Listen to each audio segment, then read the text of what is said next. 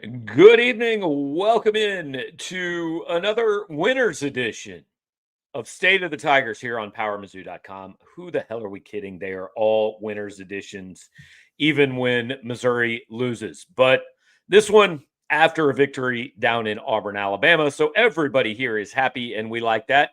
If you want to be happier, if you want to save money, that makes everybody happy. Get in touch with our friend James Carlton, State Farm Insurance in Webster Groves, Missouri. If you live in Missouri, Kansas, or Illinois, James wants to provide you insurance or at least a quote.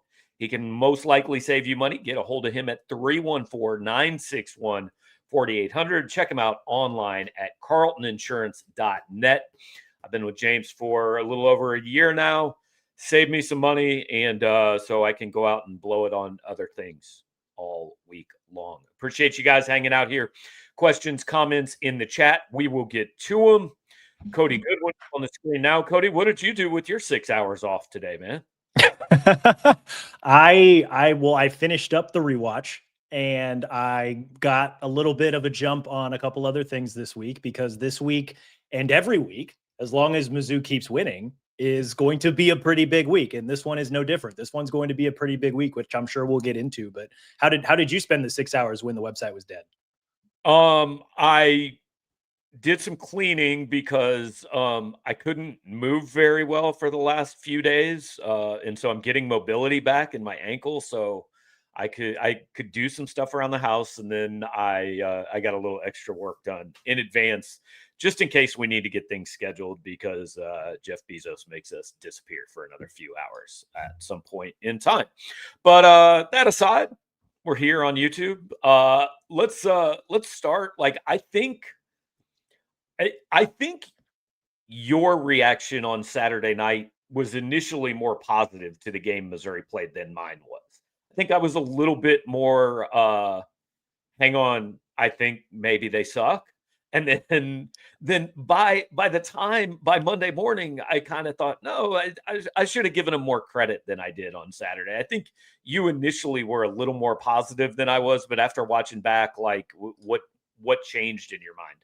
I think it's funny you say that, because like when I posted the report card Sunday, maybe it was the lack of sleep, but maybe it's just in the moment. Sometimes I'm a little bit more harsh, I think, on Mizzou. I was probably a little bit harder on the defense, I think, when it came to the report card, and when it came to, okay, they gave up a bunch of chunk plays through the air. They gave up a bunch of chunk plays on the ground.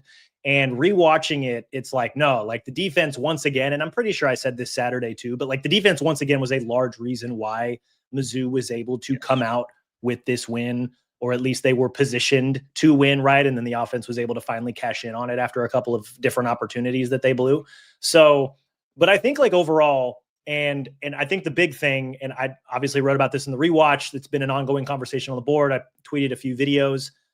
Pleasantly pleased with the way that Bo Perbula played in this game. I think there was a lot of people that were admittedly like frustrated, and I think in real time, just with his performance, because if you just were to look at the box score, like it is not a great stat line, right? Like 23 of 40, 252 yards, 2 picks, right? Second consecutive week, he's completed less than 60% of his passes. Second consecutive week, he's turned the ball over twice. If you're just looking at the box score, probably not great. But if you actually go back and you watch this game, he played really well, and he learned.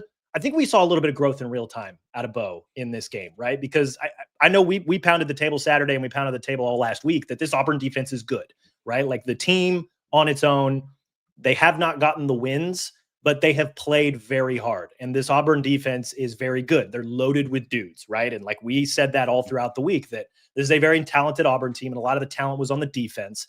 And they gave Bo some fits throughout the game. But Bo also, I think, adjusted in real time. And Dakota's got it. Like he kept a level head the entire time that throughout the entire game, right? Like he threw the pick early, or I guess it was late in the first half, but early in the game. And he didn't really flinch, right? And like he never really shows emotion after interceptions or turnovers, which is a credit to him. But he really bounced back, and I thought he played really, really well. Like this is an Auburn defense that was throwing a lot of stuff at him. DJ Durkin likes to put 6, 7, sometimes 8 guys on the line of scrimmage, and some plays he'll send everybody. Some plays he'll send 4. Some plays he'll send 4, but it's those 4. Sometimes he'll send 4, but it's those 4. Sometimes, like he likes to mix and match some things. He likes to do a lot of different things. He'll show you something pre-snap, and then he will show you something else post-snap. And then it's kind of on you to adjust. And there were some plays where they were able to get Bo, right? I wrote it in the rewatch. There were a lot of plays that Bo was hurried. He was flustered. The pass rush won. There were also a lot of plays where Bo adjusted in real time. And there were some incredible throws. You know how, like we were talking earlier in the season during the first 5 games where every game, it seemed like Bo had a holy throw. Like he had a few of those in this game, and it was kind of cool to see him adjust in real time and able to get those throws off. And when Missouri's run game was not at its best, and when it was not particularly good, he was able to keep the offensive train moving in the right direction a lot of times.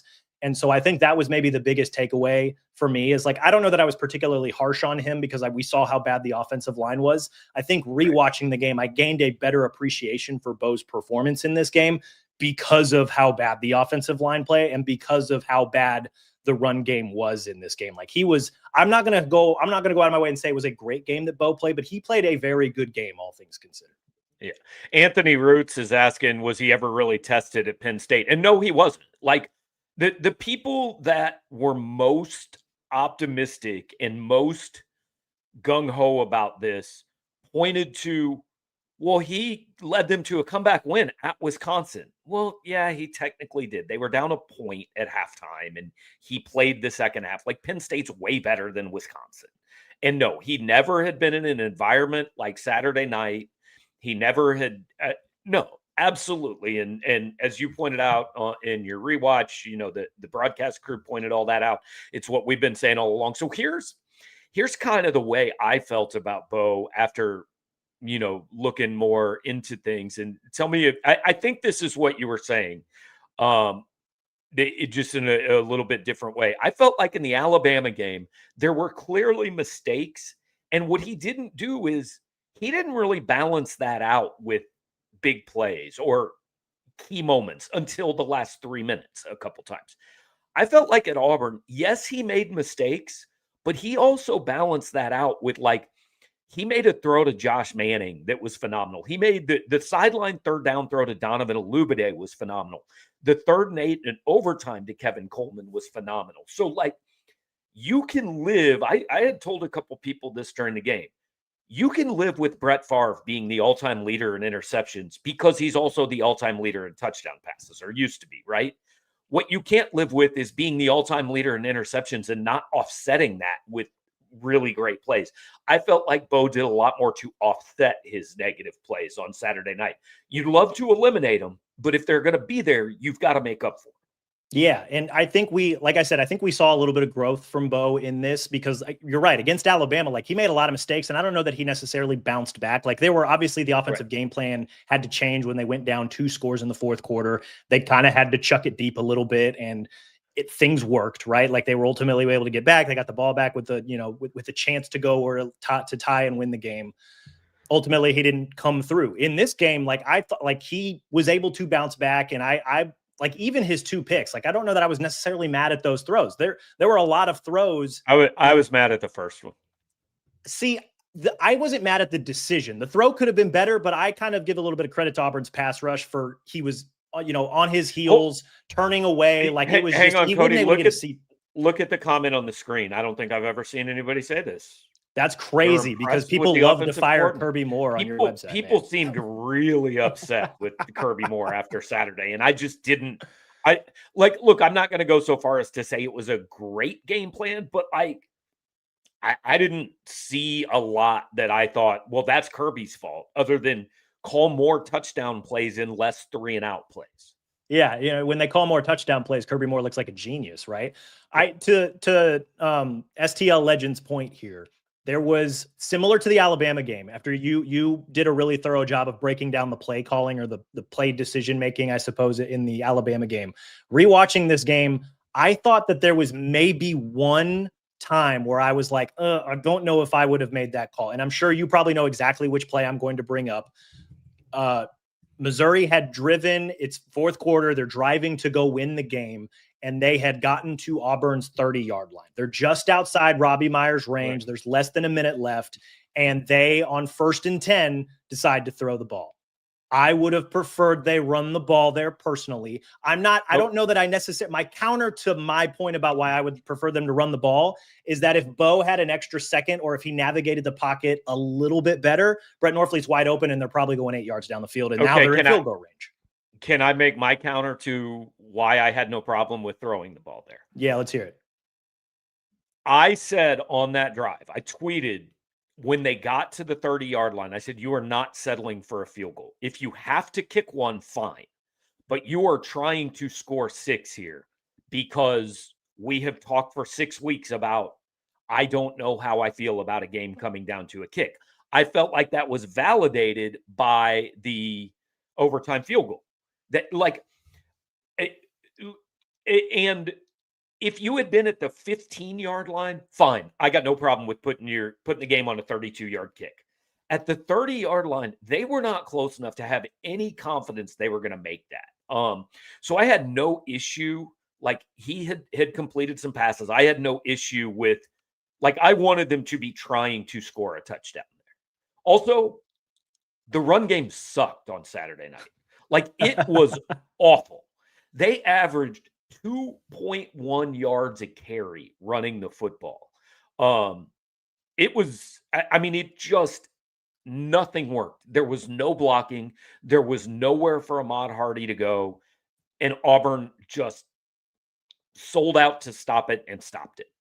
I agree with that. Rushing success rate was 34%. Like, they were not moving the ball on the ground outside of, I think, maybe a few runs. Like, I know Ahmad Hardy at the end of the first quarter had that 17-yarder, and then Bo was able to escape a pass rush and scramble for 26. Like, those were the two where I was like, oh my gosh. The one thing that I would push back on, and again, I rewatching the game, I'm not necessarily sure I hated that play call because Norfleet is open if Bo can survive the rush. But if you run the ball there, even if you get a yard, it's 2nd and 9 as opposed to 2nd and 17. And so maybe you try and run the ball again. At the very least, you're trying to eat clock a little bit. And so that would have been, and again, I'm more than willing to listen to keep throwing the ball because even up to that point, at some point in that series, you're throwing a pass, whether it's on first down or 2nd or 3rd, you're going to have to throw. I would have personally preferred to throw on 2nd and 9 or 2nd and 10 as opposed to 2nd and 17. That said, well, sure. I mean, knowing that they lost 7 yards on first down, sure. But my hindsight's point is, hindsight's you're throwing 2020. at some point. Yeah, and well, to push back on my own point, to that point in the drive, Bo's 5 for 5 for 61 yards. Like, he's dealing, right? Which is, hey, another moment of growth that we're seeing from this guy in real time because the potential game-winning or game-tying drive against Alabama, like, he was not that efficient. Like, he was not calmly dropping back, hitting passes in the way that he was against Auburn. And so that was, again, another moment of growth from Bo. So that was maybe the one play call I was like, this is maybe what I would have done. I also understand why they continue to do the way they did. But, like, back to the overall point, like, I was very impressed with the way that Bo played in this game. I knew I was giving him the benefit of the doubt immediately Saturday night because the offensive line played bad. Rewatching the game, I had a greater appreciation for how well he played, just being able to watch back some of those throws, to be able to see how bad the offensive line got beat up. Like, I know you and I were texting about this. Connor Tolson and Keegan Trost had bad games. Every single offensive lineman at one point got beat horribly on whether it was run blocking or pass blocking. Like, Bo did not get a ton of help, and he was still able to throw for 250 yards, and he drove the field to get them in position at least to, potentially win in regulation. And then obviously you mentioned the 3rd down throw to Kevin Coleman that ultimately set up the game-winning touchdown in the second overtime. So, like, really impressed with the way that he's grown week to week. Here's the one thing I'd like to see, and it's like, I'm not shocked we didn't see it on Saturday night in his first road start against DJ Durkin's defense. But you would like to see it the next time he's in a similar situation. Elite quarterbacks, really good quarterbacks, make defensive coordinators scared to go zero blitz. Auburn had no fear to go zero blitz because when that was a Steve Spagnuolo game plan. That was, I'm going to bring everyone at you, and I'm going to do it, and I don't care. Right? Like, you have 6 to block, I'm bringing 7. Somebody's coming free.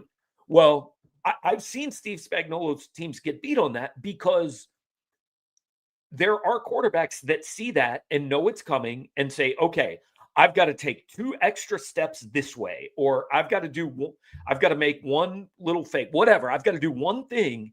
And then all I have to do is float the ball out and give my guy a chance. I felt like against that pressure look, Bo usually was not really giving his guys a chance on those throws. They were just not close enough most times. I disagree. I thought there were plenty of times where he gave them many chances. The third down in the double overtime to Kevin Coleman, Auburn sent one more than they were ready for, and he just ever so slightly drifted to the left, threw it up over the middle, said Coleman, maybe that's in-game growth then. Yeah. And then the quick slant to Olugbade that turned into that 27-yarder, which came after the 30 yards of penalties that Auburn gifted them, which led to the game-tying touchdown. Like it wasn't necessarily a blitz, but it was, hey, there's going to be an opening here. I trust my guy. I'm going to throw it to him. And then we all saw what Olugbade ultimately did, shaking off the defender and running down toward the pylon. Like it wasn't probably as much as you would like to see from Bo, because you want to see him do that early in the game to force the defenses to adjust. Right. But the fact that he was able to do that, even in small moments, I don't know that he's doing that against Alabama. He was able to do it against Auburn. And I would argue that Auburn's defense is better than Alabama's defense. And that to me was impressive to see. And that's, again, it might be small increments, but there was improvement, I thought, from Bo this week. So we talked a lot this year, early in the year, about, is this run game good enough that they're just going to be able to do it against anybody? I think we got that answer Saturday night, and it's no. Because they did it against Alabama. They couldn't do a thing against Auburn. The last 5 teams on the schedule, who do you think has a chance to take the Missouri run game out like that? Oklahoma, hands down. Not A&M? I think Oklahoma does. I think A&M's defense seems a little susceptible, right? Look at some of those scores, look at some of those box scores. That is a defense that can be had a little bit. And they seem to have the dudes up front and the weapons on the outside to be able to score more than the other team. That's not just because they just played Arkansas. They were able to do it against Notre Dame. They were able to do it against a couple other teams earlier this season. They have an offense that can move, and their defense is they're not bad, but they're not great, right? They're good with great moments, but it's a defense that can be had. Oklahoma, and we'll talk about Vanderbilt. Vanderbilt's got a pretty good run defense too. I'm not sure that they've seen a running back like Ahmad Hardy yet this season, but Oklahoma, to me, especially, that's another road game. That is a defense that has consistently taken the run away from really good running backs. So I look at the rest of the schedule and I'm thinking, okay, Oklahoma's run defense, that is the next big challenge for Mizzou's run game. And that's another game that Bo is probably going to have to find a way to win with his arm. One other thing on the run game, and then I want to get to questions because we're gonna have Billy in here and then get Drew in here. Were you at all surprised? Jamal Roberts had 3 carries. He had 4 against Alabama outside of a fake punt. I mean, this has gone to I'm not arguing that Ahmad Hardy is the number 1 back on this team, but Jamal Roberts was really good the first 5 weeks. He's basically got 7 carries in 2 games. A little surprised at the lack of carries, if for no other reason than they are clearly keying on Hardy. Why not throw Jamal in there just to kind of give him a change of pace? He did have 2 catches, including a 15-yarder, and that was on the last regulation drive where Bo was able to drive them all the way down to the 30. So that was nice, where Bo kind of stepped up and out of the pocket, found Jamal Roberts, and that was one of those where it's you got a dude who's there, get him the ball and let him get some free grass. You looked at snap counts. I didn't look super closely at snap counts when I was looking at PFF earlier. Did snap count wise, did anything look out of the ordinary for Roberts, or?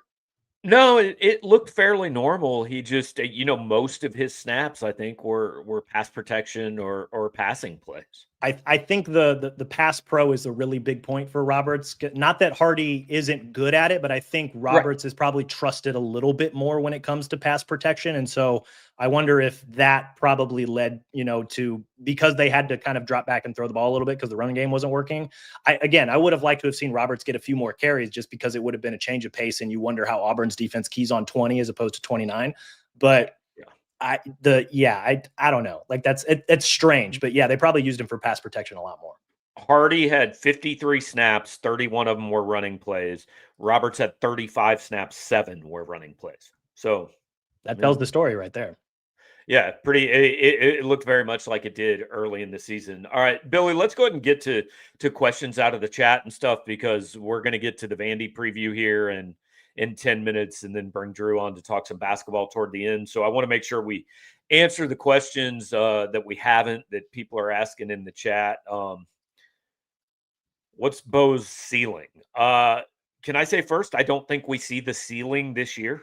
Does that make sense, right? Yeah, because I think my answer is I don't know that we know the ceiling yet. I don't think he's going to win the Heisman, but I still think like what's the best way to describe this? I don't think he's going to win the Heisman, but like the way Ohio State used Will Howard last year, where it was like, hey, you're a good quarterback that can make some throws, and we're going to have to ask you to make some throws in some of these bigger games.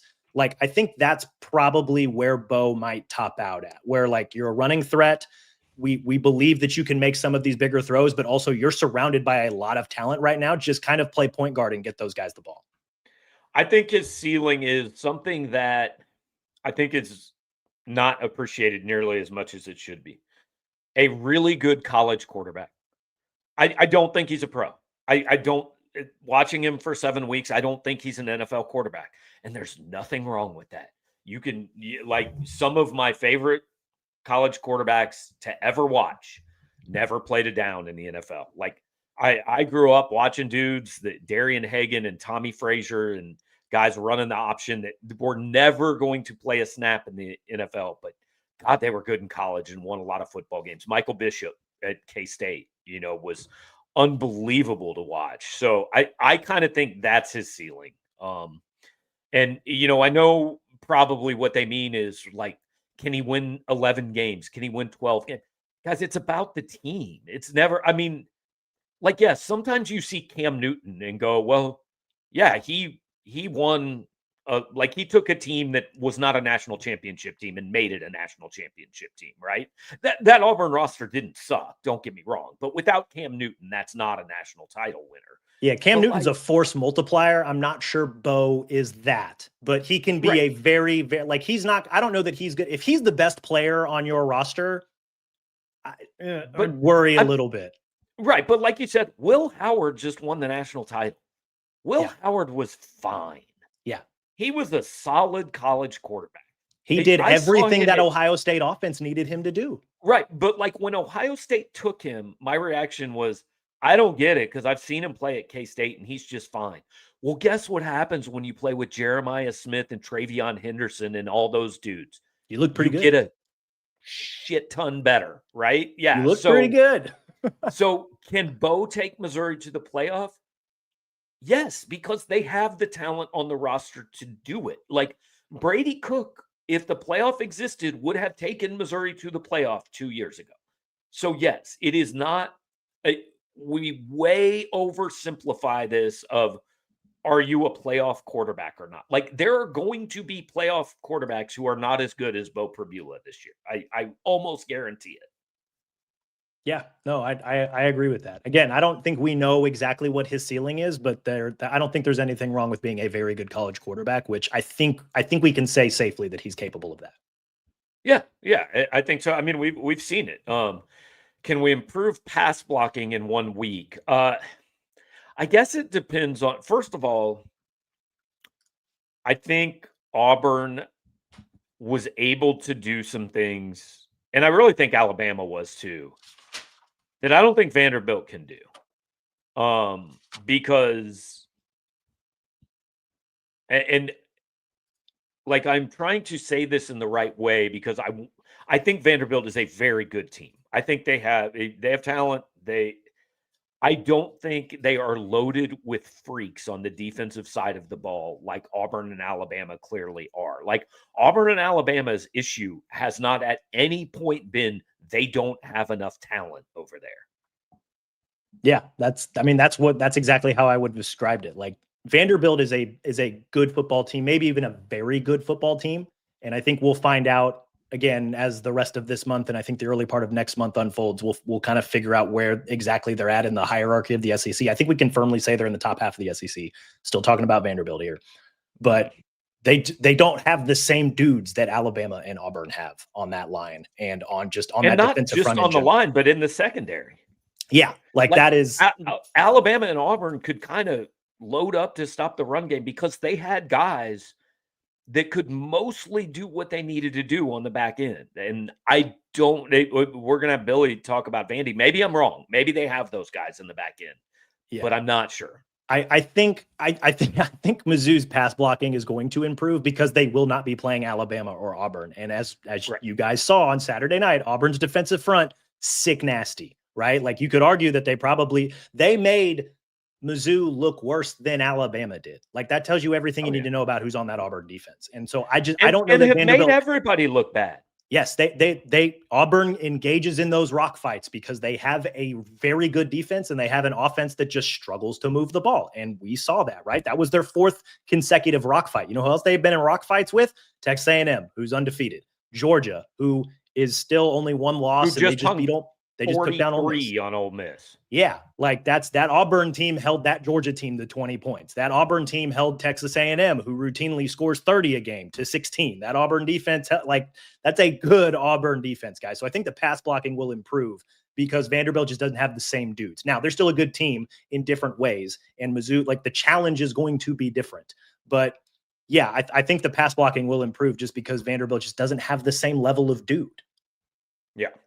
All right, let's kind of run rapid fire through some of these. How will the presence of College game day affect the 2 teams? I mean, it won't affect Missouri at all. Missouri won't even know they're there.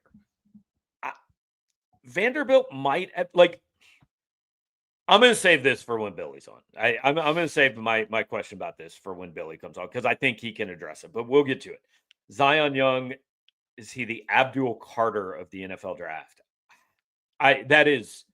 Look, I've got a good friend who's a Titans fan, and I told him during the playoff last year, I said, they have to draft Abdul Carter. Like, he's the best football player in this draft. I don't think that's Zion Young. I think he's an NFL player. I think he's a maybe day 2 pick.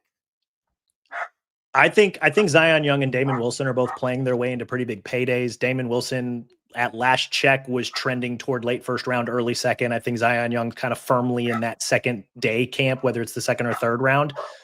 Guys, they're not Abdul Carter. Like they're not. Abdul Carter played with 1 arm in the national semifinals last year and almost single-handedly willed Penn State to beating Notre Dame. Like Zion Young and Damon Wilson are very good. I love watching those guys play. They're not Abdul Carter. Like don't make that comparison. Don't do that to yourselves. Should Donovan Olubade start over Josh Manning? All right, I'm going to take the bullet here because Cody and I were texting about this. I can say it if you want me to take the bullet. No, Donovan Olubade should start. I think it should be over Marquise Johnson. Yes. I think the most talented starting receiver lineup for Mizzou is Olubade, Manning, who's very, very good after the catch. Olubade is good at everything. And then Kevin Coleman Jr. in the slot. Like, I think those are the 3 starters. You bring on Marquise Johnson when you want to go 4 wide, and he can run some wind sprints down the field because he is very fast. He can also come in and, I'm not saying reduce his snap count drastically. Like, he can spell Manning. He can spell Olubade. He's a good receiver. I'm not saying you take him off the field. But, Manning's a blocker. Manning has been more effective on the intermediate stuff. Like, they use Marquise as a deep threat and on kind of the side-to-side stuff, and that's mostly what they do. Yeah, and if you really want to get into some X's and O's talk, you could sell me on putting Olubade or Manning in the slot and having them kind of be a larger slot receiver so that you can keep Johnson's speed on the field. But then you're reducing Coleman's snaps. I'm not sure you necessarily I don't think you want to do that because of how reliable a receiver he has been. And obviously we saw how crucial he was on some of those 3rd down plays for Bo. Bo clearly trusts him. But yeah, I mean, this is welcome to champagne problems, Mizzou fans. You're going to have to start a really talented true freshman over a guy who might be the fastest player on the team. Sometimes them's the breaks. You got to do that sometimes, but I think this should be in consideration. Do you know who started last week? It was the usual 3. It was the usual 3 on the first snap. Okay. But he's clearly getting look, he played 35 snaps, which is 20 more than he had against Alabama, and I believe a season high. So he is getting more time. He is doing things with it. You are going to see more of him. No question. What happened to the run game? We kind of talked about it. I mean, it's not that Ahmad Hardy suddenly isn't any good. They played better defenses and the line got its butt kicked. Yeah. And also there were a lot of, I think I took these stats down. So there were 14 plays. No, there were 6 plays, 6 running attempts that Missouri had that resulted in 1 yard. There were 13 plays, rushing attempts that resulted in no yards or a loss of yardage. Like, if Ahmad Hardy wasn't as good as he was, there would have been more 0 yard gains or loss of yardage. Like, there were a lot of times where he got hit in the backfield and still He found scored his the way to a 3-yard 2-yard touchdown all by himself. Yes. Like, that was like, I included that in the rewatch as Yeah. like a credit to Auburn's run defense, because I forget exactly who it was. I think it was it Falk, or was it? No, it was Xavier Atkins, who somehow still got into the backfield. And like, if Ahmad Hardy wasn't Ahmad Hardy, like, he wouldn't have sidestepped him and ultimately scored the touchdown. Like, no, the run game could have been a lot worse if Ahmad Hardy was not Ahmad Hardy. All right, we got 2 more. Caleb Long with the super chat. Is Auburn the most hostile environment we play in? Yes, and it's not close. Okay. That's okay. Norman's fine. Norman's fine. It's not like that.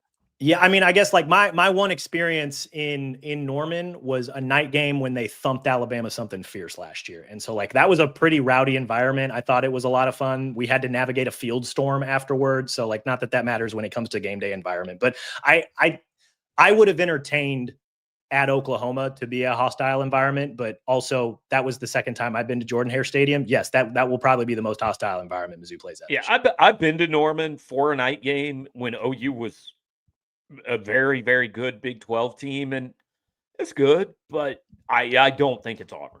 And those people, man, give that crowd and those players credit. They were juiced for that game, and I wasn't sure we'd see that, but we did. Last one, Billy, if you could put up Chunky Shrapnel's question, not only because I like the name, but I think he has a valid question.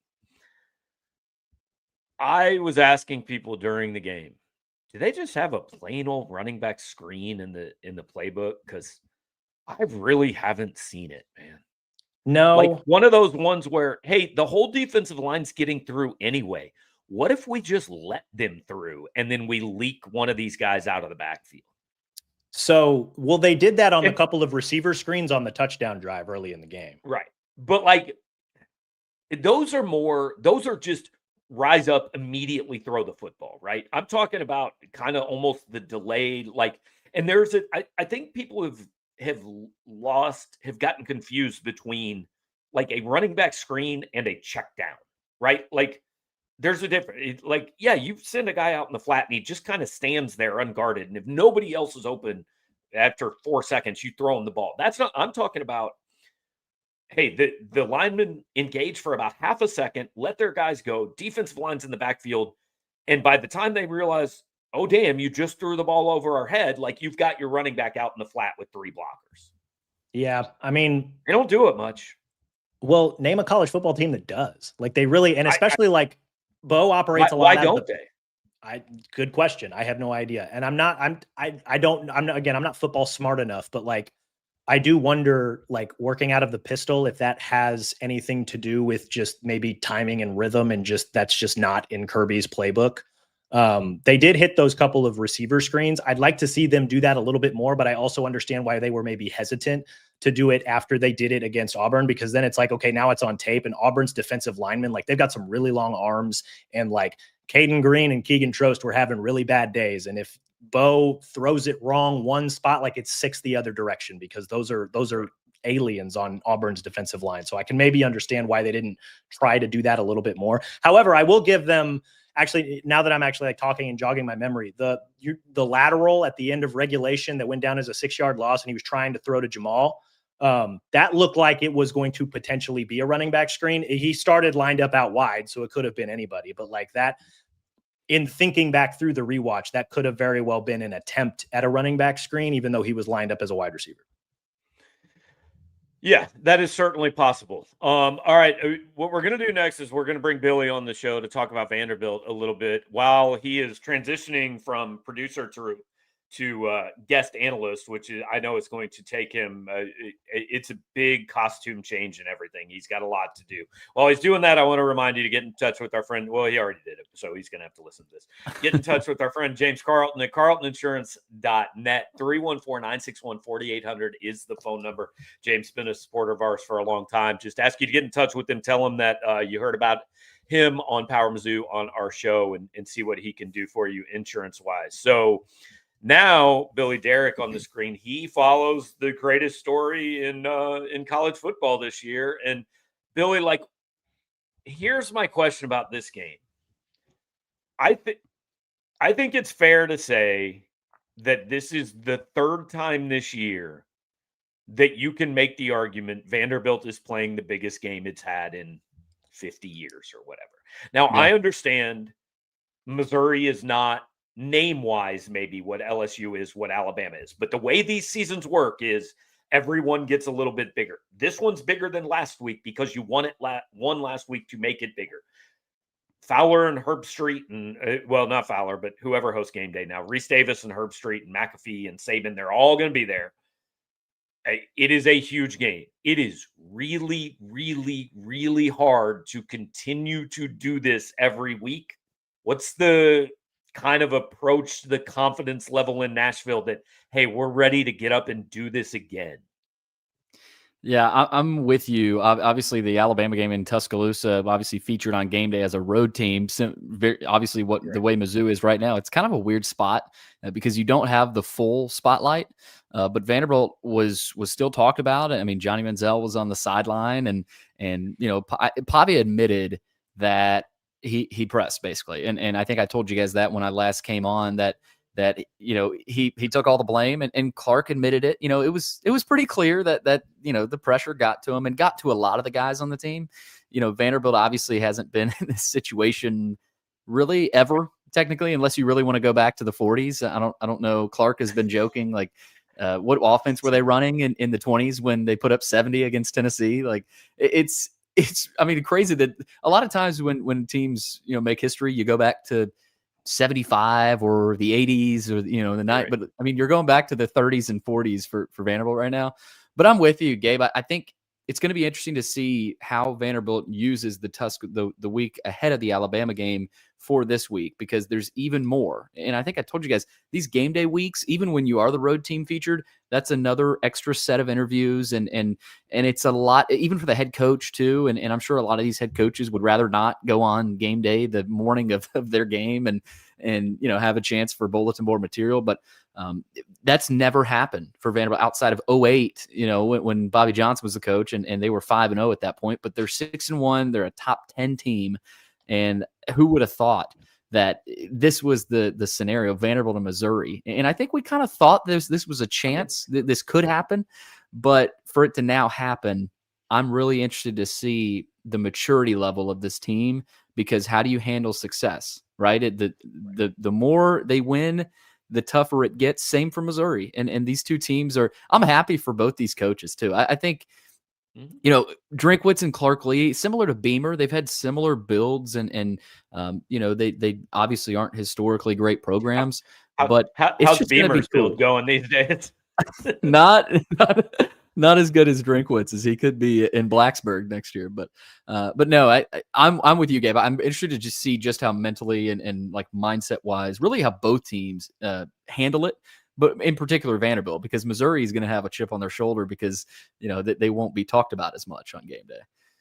You brought up the point about Diego pressing and how that kind of cost them a little bit in the Alabama game. And one of the beauties of having a night game is that you get to watch all of the other day games. And so Saturday, before before Missouri plays Auburn, I'm watching all these games and obviously paying attention to LSU Vanderbilt. And I noticed Diego was kind of pressing again in the fourth quarter, or at least it seemed that way to me. If you go back and look, right, like they punted 2 of their 3 possessions in the fourth quarter. The third possession, they were ultimately able to run out the clock. And granted, they already had 31 points by the time the third quarter ended. But the idea of him pressing in some of these bigger games, the fact that it's another big game coming up, and you add in the mixed variable of like Missouri has 1, played Pavia before, and 2, they've generally done pretty well against quarterbacks that are mobile or that can create a little bit out of structure, which is Diego's bag, right? Like that is what he thrives in. He thrives in that chaotic environment. All of those things taken together, like how do you view that matchup? Do you worry about him maybe potentially pressing again? Like what I'm just throwing out prompts and letting you respond. Yeah, no, I think that's a fair point, because there's pressure on Pavia every game. Honestly, like you back to last year when they played Ball State, he had to pull it out, for them last year in Georgia State too. Obviously, they lost that game, but without Pavia in that game, Vandy might have been blown out. So this team, I hate to say fragile when Pavia turns it over or has a big mistake, especially in the red zone. He's their guy. He's not the team because they have guys outside of him, but he is the heartbeat of the team. So when you're driving, you're moving the ball on offense and he fumbles or throws a pick, that's so deflating. And it's typically deflating for every team, but Vanderbilt doesn't have the sort of the alpha, on defense like a Pavia. They're more of a unit on defense. This is a solid defense, but I do wonder about that because Missouri's defense obviously is better than LSU. LSU's defense, I was not impressed with obviously LSU as a team, but I don't think their defense was as good. I could be wrong here, but I don't think their defense is as good. I think Vandy made them look bad. I would argue that LSU struggles with mobile quarterbacks because Jalen Milroe, I'm pretty sure, is still running on that LSU defense. Yeah. Yeah. I heard all the talk, and I know Whit Weeks was out and, LSU, but LSU's front seven just got bullied. So can Vanderbilt do that to Missouri? And I think Eli obviously is a great motivator, and I think he's obviously going to have his guys ready to go. But I think this is a Vanderbilt team that people are struggling to wrap their minds around, that they are as good as they want to be. When they want to go down and drive the ball down somebody's throat, they can. You can't turn the ball over, right? So, and this is one of the best, I believe, one of the best offenses in the country. They're just clinical to watch at times, and they were against LSU. But again, when Pavia isn't Pavia like he was on Saturday, this team, you see some differences with this team. And I thought coming out of Tuscaloosa, they had put a blueprint out there. Turns out Vanderbilt was able to respond. So turns out the blueprint is you better have Alabama's talent. Right. But another thing here, Missouri's corners, I've been on these shows. I've heard you guys talk about their corners and obviously their defense, their secondary. How can Vanderbilt expose them through the air? Because LSU secondary was and is, I think, pretty talented. And Vanderbilt had some openings. But that's a matchup I'm interested to watch because if Vanderbilt can't beat Missouri on the ground, do they have some avenues through the air, I think. So we were talking about, obviously kind of the same matchup on the other side, right?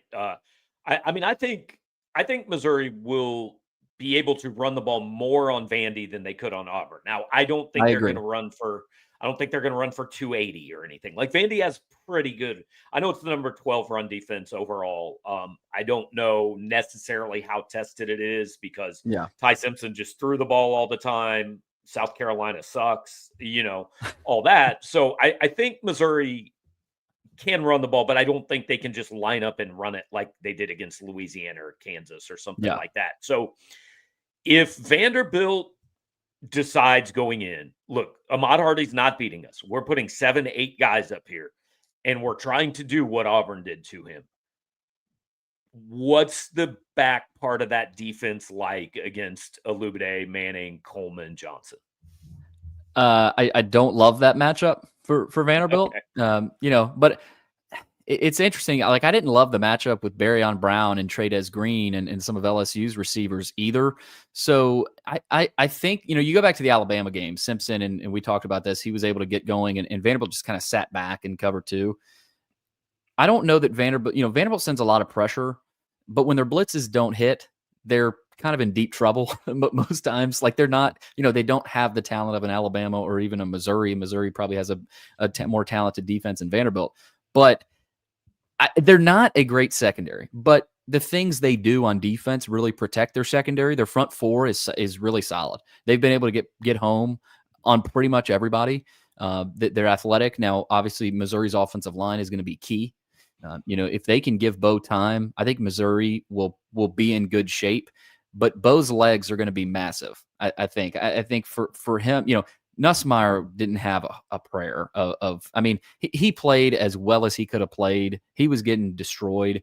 So Vandy can attack Bo, but this is the most mobile quarterback Vandy's played. And I think that could really challenge them. But yeah, it's not that much different than what their secondary has been, Gabe. I will say they played a lot better on Saturday against LSU. They stepped up, especially the last couple possessions. If you guys go back and watch that, their defense bowed up. I think that had a lot to do with LSU's offensive line. They were just beat down. But yeah, I think having Bo's legs will help Missouri because Vanderbilt has faced some quarterbacks. Simpson's not as mobile as Bo, neither is Nussmeier. And so, you look at that. Obviously, Sellers went down, right? So this is a different challenge for Vanderbilt. They can be beaten on the boundary, though. I know a guy that's an LSU fan. I texted him in the second quarter. I said, "Sorry, man. I think your quarterback's going to die today." Like they were killing him, man. Well, he was limping after almost every hit. I feel like so. Yeah, if Bo, that's another thing. Vanderbilt. I mean, I say they injured Lenore Sellers and they got Nussmeier banged up. Right. I think that's something to watch too. Like that, how can Bo continue to take some hits that Vandy, because Vandy, like I said, there were people calling for Matt Zoller Saturday night anyway. So to their credit, the one snap he played, they scored a touchdown. So I'm not saying, but I'm just saying. I got a question for you guys though, and I know I'll be talking to you later in the week, Gabe, but for Missouri, for me, I think defensively, I look at their linebackers, right? LSU's linebackers were in shambles on Saturday. I mean, Harold Perkins looked like an average Joe, and Weeks was out, but they just in Pyburn, like they just looked lost. How do you feel about LSU's linebackers, not their D line and not their secondary, but their linebackers in particular when it comes to defending Pavia? Cody, who's the spy? Because I know who I'd use. I think they're going to mix it up. Like they mixed it up against Sellers. They mixed it up against Daniels. I think you probably start with either Trotter or Jacobs, just because those guys both have the closing speed where if Pavia escapes the pocket, they are fast enough to go take them down. I think I'm with you, Dakota. I think you'd start with Trotter, but then every now and again, I think you have Trotter play off ball so that Jacobs can spy. And then you leave both of them kind of in the middle so that maybe you bring Carnell into the box. I'm with Adam Holtmeyer. I'd go Carnell and Khalil Jacobs. But just let Trotter be the heat-seeking missile. Josiah Trotter's a really good player. I don't know if he is athletically the kind of guy I want going sideline to sideline with Diego. Oh, I'm totally comfortable with that. Carnell and Khalil Jacobs are the guys I'd use. I'm totally comfortable with Trotter going sideline to sideline. What I'm not comfortable with, and maybe this is another reason or case to have Trotter as the spy. What really spooks me about Vanderbilt's offense is their tight ends and the multiple ways that Beck and Jerry Kill use those guys. I don't want Trotter covering Eli Stowers. Like if that's the matchup, and I'm sure there will be a few plays where that's the matchup, Vanderbilt is going to eat all day long. So I think I want Trotter as the spy, and I want Carnell probably covering the linebacker or the tight ends a little bit more. That's something I'm watching too. Like Cole Spence, he's 6'7", had a touchdown against LSU. Does Missouri, if they keep an eye on him, who are you putting on Stowers? Like it gets really interesting for any defense really against Vanderbilt. So that's what I'm always watching with these defenses. Like how confused do the linebackers look? Because they can look and they don't look. It's not like they got embarrassed. It's just they're a step behind, like a half step behind, because they come in too quick or they miss a read. So that's what I'm always interested in, especially with the defenses facing Vandy. All right, last thing for you, and I'm going to warn you, Drew is backstage. I don't know if we can put 4 people on screen. If we can, I just want to do it for like 10 seconds at the end of this, just to say we did it. But so I've done this thing the last couple of weeks going in. I said I thought you'd have to get to 30 to beat Alabama, and that was pretty close. I said I thought 17 should win at Auburn, and that was pretty close. What number do you think one of these teams has to get to? I said yesterday, I think it's going to be low scoring. And I think, so a lot of the ratings have this at Vandy 29, Missouri 27, or, 28, 27, like really close. And I do think, I think the number is sort of that 24, 27 range. Like I think 27 is where I'm at. Yeah. Like both these defenses are solid. I think obviously Missouri's is better. But which quarterback takes care of the ball? And I think too, both of them want to muddy the game up, and so I don't think either team will be. I mean, Vandy has put up points, but they can also win in I think in a battle like this. So yeah, I think 24-27 type range. Yeah, I was going to go safe and play it. I'd say 30. Like I think 30 points will win this game. And even then, like I could see this being like 35-30 or something like that. Yep. Yeah. All right. Well, so big transition coming up. If we can get Drew on the screen, we'll have 4 people on the screen at once. We will very quickly after that let Cody and Billy go back to their life. We now have only Drew. got one guy on it. Now we only have Drew. What It's just Drew on this. We have Drew. I can't put 4. I'll have to make some edits Okay. in the StreamYard. But I thought that's maybe tough. that happened. All right, Drew, Okay. you're playing point guard. Okay. Drew, it's your show, man. What's going on, everybody? Welcome to the Drew Okay. King Show. All right. The King Sport podcast. Yeah. Cody, any parting words, man? We're going to let you go a few minutes early. No, I saw Drew in the chat saying that, save the point guard talk for him when I was trying to describe like what Bo needs to do. And it's just like, hey, man, you've got a lot of talent around you. Just play point guard and get the guys the ball. Like I'm curious, Drew. I'll leave you with this question. Who's the Bo Pribula of the Missouri men's basketball team this season? Good question. I would say it's probably Ant Robinson. I think like he's the guy this year. He's got a lot of talent around him. Just got to get them the ball. So, but I also think Ant Robinson is going to need to have the ball in his hands a lot too. We'll see. So does that mean Ant is probably going to turn the ball over a lot and then is steadily improve as the season goes along? He shouldn't, man. It's his 3rd year. It's his 3rd year, and they play like one actual non-cupcake team in November. So if he's turning the ball over against them, like it's an issue. It's a red flag.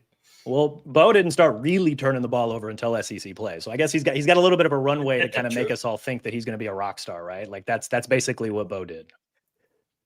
All right. Well, Cody, I'll let you go unless you and Drew just want to talk, and I'll go. I followed hoops the last few years because I had to. You pay me to cover football, so I'm gonna leave the hoops talk to Drew. I can do my party popper before Cody goes. Yeah, I gotta see this. I gotta see this. Woo! That was actually a pretty elite one. We've had far worse performances out of the party poppers before. I saw the smoke. That was cool. All right, Cody, have a good one, man. Thanks. All right, y'all have fun. All right, so it is basketball Friday night. How much time between now and 9 o'clock Friday night should I spend complaining that this game starts at 9 o'clock, Drew? All of the time? Yes, like every second. Like as at least as long as the website was out for today. Okay. Well, that gives me a good 7 hours. So, all right. But before we get into actually kind of what we're looking for in this game and stuff, I'm curious because this is a thing of mine, and I've said it for a few years. This season starts too soon, man. They should back this up because the first month of the season gets ignored by way too many people. Yeah. I tend to agree with you, and especially with a schedule like this, Gabe, where the only team of consequence they're playing against is Minnesota in November. They don't play Notre Dame till December. They don't play the Border War till December. Don't play bragging rights till December. So are you here on State of the Tigers disrespecting the Howard Bison? A little bit, I am. I Okay. mean, I don't know that there's going to be a ton of Mizzou fans on the road at Howard for that game. There was somebody who tweeted me they were going to that game today. Okay. Well, I'll also be there. But I might be one of the only few to make that trip east. So, somebody totally told me their get, gym holds 3,200 or something like that. I have no idea. Sorry, I haven't done my research on the capacity of not there yet. Howard University. No, but so I totally get the people this year who might not want to check into basketball early on in the season because it's not going to be all that exciting. And it's also because like the games they don't really impact anything unless you go out and just completely crap the bed. Like you're not playing yourself out of the tournament. If you play good teams, even if you get beat, it doesn't matter. I just think they should cut like 6 games off the schedule, or maybe even start with like cool tournaments on Thanksgiving week right? Yeah. Because then what you get is you get a break after the conference championship games. You get a break in football where I get there's the Bahamas Bowl and all this crap that the sickos watch, but like I would watch college basketball then, but like November 18th, man, I'm not watching college basketball. Like I got the other stuff going on. Yeah, 100%. I think that makes sense, except that Mizzou doesn't really even play in a good tournament during Thanksgiving break. So I don't know that much would change for you. All right, T-Rise says 2,700 capacity at Howard. So there you go. I was a little high on 3,200. All right, so K-State, 9 o'clock Friday night. Like, just give me an idea, because I think the first answer is kind of like nothing, but like, what can we see? Like, what's important? What are you looking for on Friday night? Yeah, I think number one is just like, how do the new guys fit? Obviously, a lot of moving pieces with this team, and specifically, like, you lost Caleb Grill and Tamar Bates. What does the offense look like without those two? Because those were two of your best scorers last year. They basically were your main two shooters. And you didn't replace them with anybody who's like a proven sniper from outside. So what does this new offense look like without those two? Is there anybody who can step up and become a better shooter? Or does it look entirely different than it has from years past? So I think that's kind of the first thing that I'll be looking for. So my thought, tell me if you disagree with this. Mark Mitchell should play like 8 minutes on Friday night. I don't need to see anything out of it. We're good.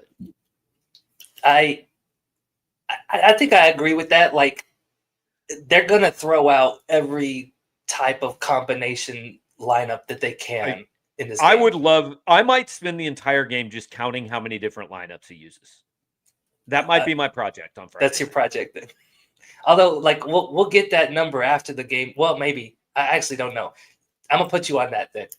Let me know how many lineups. That's going to be way harder than, like, you do live updates during the game. My job will be way harder. Yes. I mean, it will be so far over 100.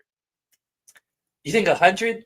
I don't even know if that's possible. I mean, I know it's possible. I don't know how many he normally uses. I don't know either, but that's guaranteed it's over 50. Oh yeah, I would go with that for sure. But this is a game where you do get to experiment a little bit and not have the consequence of like, oh, this is not a good lineup. We don't need to go back to it. And it just cost us the game. Like, this game isn't going to mean anything on the season. We're going to see Aaron Rowe and Nick Randall and Luke Northweather play a lot more minutes in this game than I think that they're going to play the rest of the season. And we're going to see a lot less. Go ahead. I'm interested to see, like, how hard both coaches try to win. Because, like, I do think there's going to be a bunch of experimenting and stuff.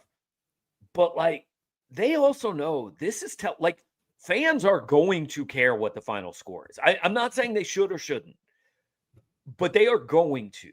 And if you were in a tight game with 4 minutes left, like, I'm not sure it's Luke Northweather and Aaron Rowe and all these guys that probably aren't going to play big minutes. Like, because these guys are competitors. They want to win this game, I think. Mm-hmm. No, and that's fair, but I don't think you can do that and only play Mark Mitchell for 8 minutes on the night. Right, but what I'm saying is, like, I only play him for 8 minutes, but then if it's a close game with 4 minutes left, like, maybe he comes back in for the last 4 minutes. Sure, that's fine. Yeah, I'm all for that. But yeah, like, I'm not going to say it's a throwaway game. Like, there is some value. It's a practice game. Sure. But you can get a lot of value out of this, and you can definitely probably get some value out of winning this game and get some early confidence with your team. I just don't know that, like, I would play Mark Mitchell 30 minutes to achieve that. No. Yeah. But I'm just curious because, like, NFL preseason games, like, I don't even watch them anymore. Because when I was growing up, it was, oh, the Chiefs are playing, I'm watching, right? And then as you grow up, you kind of understand, well, this is stupid. They don't care if they win. Why would I watch this game? So I am curious, like, are they going to care if they win or not? I don't really know. But I also know because college fans are not used to a thing like this, if they're out there and this is not Missouri fans, this is both teams fans. Like, if you've got a 71-70 game with 4 minutes left and it's being decided by kids that are not going to be on the court for either team, I think it will irritate fans because they're not used to it. So I'll say this though, Gabe, like, we are going to have a pair of Columbia kids in this game. We've got Aaron Rowe on one side, Xavier Wilson on the other. I think that's good enough to decide a game. That's enough. Just let them play one-on-one. Yeah. That'd be cool. Former high school teammates. Jacob Cruz versus somebody on K-State in a 3-point shooting contest. First one to make 100 wins. By the way, speaking of, like, I just glanced at K-State's roster today because I was like, I have no clue who's on that team. And I really only recognized Xavier Wilson and then PJ Haggerty from Memphis last year. Okay. They got a couple of European guys whose names, like, if I pronounced them, I'd probably be banned from those countries. Yeah. And then their bigs, I didn't really know. I think the big is from, like, UNC Wilmington, who was in the tournament last year. But don't know him. Yeah, I don't know this team at all. So I think they're in, like, the 60s on KenPom. It's not a bad team. I just don't think it's a team that Missouri should beat if they played each other in the regular season. But see, here's the thing. Jovan saying we better win against KU State. See, like, I'm telling you, fans are going to want to win this game. And like fans want to win the scrimmages that nobody sees that aren't even actual games, So this is on TV. It's just, I don't know. I'm going to be really interested to see how the both coaches approach it because, like, in the past, they used to have exhibition games, but they were against, like, Marathon Oil and these teams of, like, just random professionals.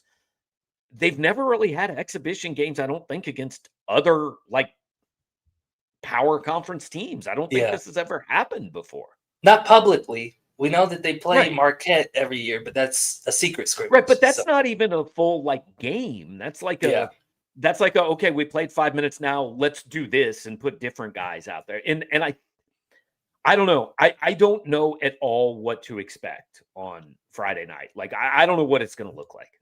Well, okay, so let me ask you this, because I was talking about it with Isaac Trotter today. I'm going to write about it later this week. If you had to guess today, what do you think the starting lineup looks like for Mizzou? Robinson, Mitchell.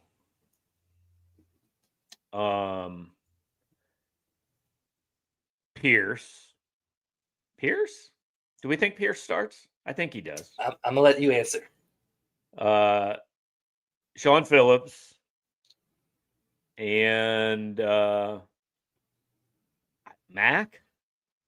Okay, that's about what I was thinking too. So I think that Robinson, Mitchell, locks, right? I think those are Sean Phillips locked, in my opinion. You think so? Yeah. Okay, so the one thing he's gonna play a big guy, man. Even when he says he's not, he is. But that's the thing. So if you play Sean Phillips and you play Mark Mitchell and you play somebody like Sebastian Mack, or you play a T.O. Barrett who might get in the mix, that's like three guys who can't really shoot at all or can't shoot at a high clip. Right. Is it crazy to put Ant Robinson, Sebastian Mack, Mark Mitchell, and then Pierce and maybe Jacob Cruz out there just to have those extra shooters help space the floor a little bit more? It's not a traditional big man, but that's the way that Mizzou played all of last year with Mark and Trent Pierce as their two bigs. I mean, I don't think it'll be he's going to play Phillips 20 minutes a game, I think. He should. He's looked spectacular in practice. And so, is he going to be there? Like, there are going to be times they play the lineup you're talking about, I'm sure. There are going to be times where Sebastian Mack's the guy that's not out there, and maybe I don't know this roster. Jaden Stone maybe gets in there. Yeah. Sure. Or, But like, I think he's gonna start the guys that are experienced, that he trusts, and and they're gonna push this Pierce thing because until he proves that he's not the guy that they think he is. Yeah, I 100% Right. agree with that. And like we already mentioned, like this is a team where the starting lineup does not matter at all because we're going to see it'll change 100 before different. I forgot about Javon Porter. Like Mhm. I don't know that he starts, but he plays a lot. Especially with Trent Burns out. Yeah, I think we'll see a lot of Javon Porter. There was a comment earlier in the chat. I think it was Brand Flakes said if Jacob Cruz attempts to make 100 threes, he is not watching the season out of protest. Which made me laugh. I mean, I get it, guys. I get it. But look, he's going to be a big part of this team, and they're counting on him. I'm not saying you have to like it, but it's going to happen. J.M. Jones was asking, "Where's the football?" We talked football for the first 50 minutes. We're doing a little basketball here at the end because there is a exhibition game. There's a game on Friday night. So I don't know. It's interesting. When do you think we're actually going to feel like we know anything about this team? Because my default answer is always bragging rights. Yeah, I think that's a pretty good default answer. So they play Notre Dame in the Border War back to back. I think we'll learn a lot about them in those two games. And then like if they drop one or two of those, like how do they respond at bragging rights? That's usually a good barometer for them, I think. Yeah. Somebody earlier asked, why are they playing such a terrible schedule in November? Bro, you not been here the last 4 years? It's just what they do, man. Like I've been on here complaining about it so much that I don't have it in me anymore. I don't blame him. I mean, so it made sense to me last year. Year one, it made no sense last year. It made sense year one. It made sense to me last year because you're trying to take the easiest path back to the NCAA tournament coming off a 19-game losing streak. Like you're just trying to get wins. This year, like you could argue it's a easier schedule than last year.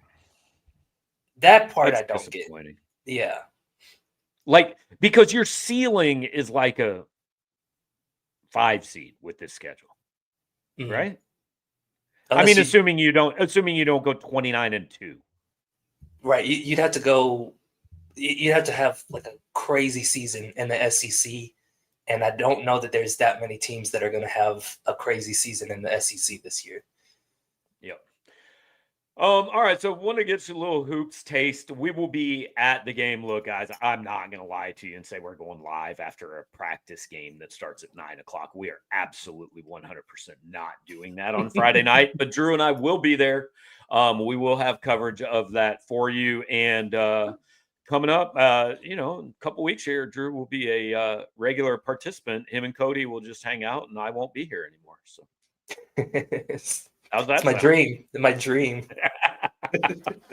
All right, cool. Well, I know where I stand, but appreciate all you guys hanging out here with us and getting set on everything. Plenty of stuff coming up all week long. Like I said, Basketball Friday, Football Media Day tomorrow. We will be previewing, as we all predicted, game of the year between Missouri and Vanderbilt. Everybody knew this was the one that was circled on the calendar. Everybody knew ESPN was going to be there. Now it is here. Big week. Thanks for hanging out. Once again, get in touch with our friend James Carlton, State Farm Insurance. You got to live in Missouri, Kansas, or Illinois. Tell him that we sent you, told you to call him. 314-961-4800. CarltonInsurance.net. He's my insurance agent. He's Drew's insurance agent. He can be yours too. We'll talk to you next time. Have a good one.